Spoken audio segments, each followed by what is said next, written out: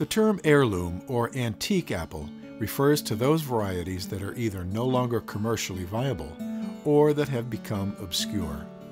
Some New England heirlooms, like Rhode Island greening, date as far back as the early 1600s. Many are making a comeback. Have you tried any of these? A Northern Spy. This apple is another one of the older apples that's grown in New England a lot, and it has a nice stripe on it. Very, very good for cooking. It is also one of the more tender apples that we have. It's very easy to bruise. If you can find an orchard with these for pick your own, by God, you ought to go there and pick them. They keep very well, although they will get a little bit waxy. The flesh still stays relatively firm, and the best place to store it is in your refrigerator. This is a great pie apple, great for cooking, wonderful in cider, and it's really good for eating. Hubbardston Nunsuch. This is a really old apple from the 1700s, literally 300 years ago, and it was grown or found actually in a small town in central Massachusetts, Hubbardston, Massachusetts. It's quite hard, quite firm, and it's a good eating apple, and it was prized early on for its cider making abilities.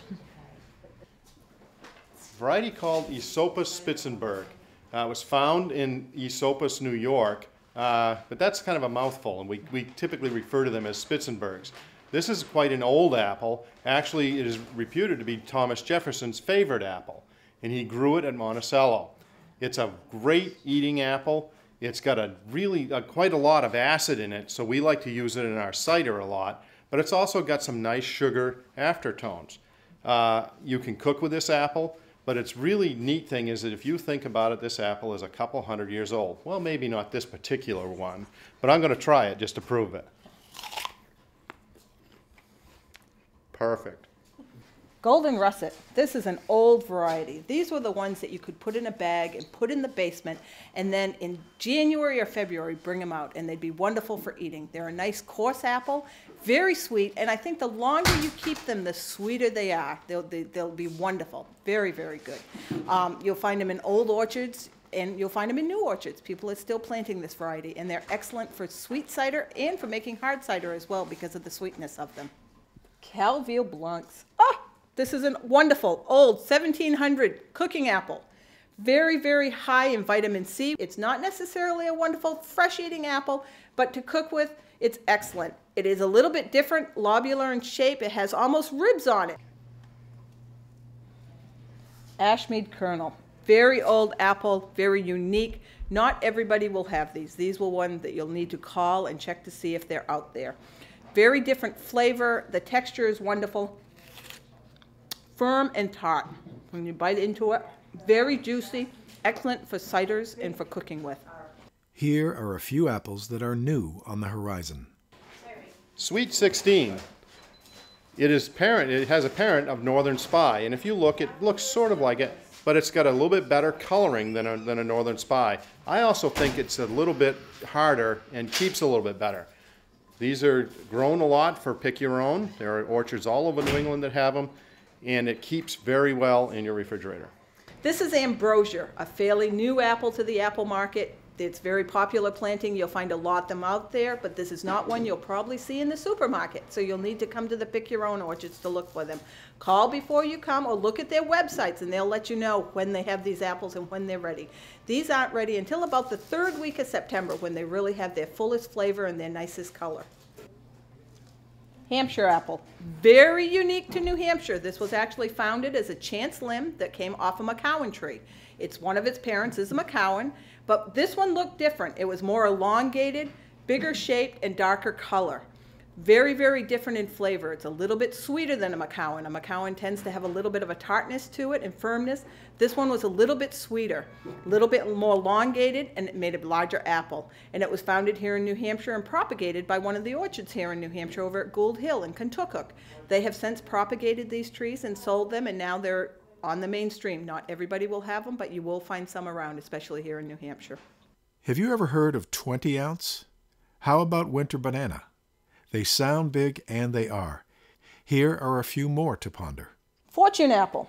Fairly new apple. It's new to the market. You're going to find it commercially in a few years. It's an excellent eating apple. It is actually originated in British Columbia. Young farmers there founded this as a chance seedling. They have since propagated it, and you're going to see many more of these apples. Tompkins King. This is from a very old apple, 1800s. This is a cooking apple. It isn't a flavor one that you'd really want to eat with. It is very different in flavor. The texture is different, but it's wonderful for cooking, making pies and tarts. Howgate Wonder. This is a wonderful apple. It's a wonderful cooking apple. It grows huge. They are unbelievable on a year like this. This year we had plenty of ample rain in the summertime, and they've just blown right up. And we have some 4-inch apples this year. They are just incredible. Wonderful for making pies, tarts. We had a couple of chefs that came in and got them and made special desserts with them, and they said they just loved them. So it's hard to find them. Call before you go, because not everybody has them. And they usually come out mid-September is when we start with them. And then we have them in storage, so hopefully we'll have them till almost Thanksgiving time. Let's talk about a blue pearmain. It's obviously a very large apple. Look at the size of this apple. But its unique characteristic is that it has, if you look at it, almost a blue tint.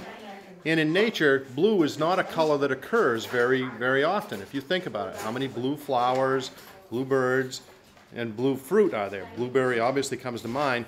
But so it's very unique in that way. It's a late apple, usually about mid-October. And we like to tell people these are great for cooking because they're so large. Its flavor is maybe described a little bit bland, but it's pretty unique, and on a bowl on your table, this apple will stand out because of the color. And some apples are no more than a few sweet bites. Wixen. Oh my goodness. These are the ones that the bees loved. Old-time apple. It was a woman's choice because it was a small apple. Very, very wonderful taste. Even its size. Everybody thinks it's a crab apple because of what it looks like, but it's crunchy, yellowish on the inside, and has just a wonderful aftertaste. Lady apple. What a neat little apple. This was actually Martha Washington's favorite apple. It was a dessert apple. They called it a lady apple because the ladies at the time could eat them, and it's very petite fruit. I just had a florist call me from North Carolina wanting me to ship them to her because they're going to use them for decorating. Whether it's an heirloom like Baldwin or Northern Spy, a new variety like Sweet 16 or Fortune, or a classic like Cortland, McCowan, and of course the McIntosh, New England apples are a rich source of complex flavors, textures, and colors. A healthy choice at every meal and any occasion. For more information about New England's most popular varieties and lots of great apple recipes, visit the website of the New England Apple Association at newenglandapples.org.